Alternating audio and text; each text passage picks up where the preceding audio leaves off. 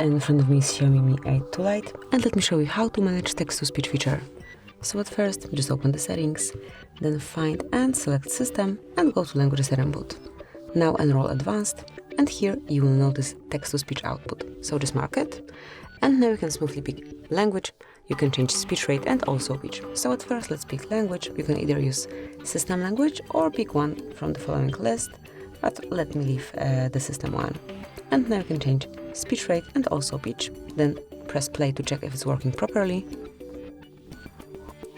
This is an example of speech synthesis in English.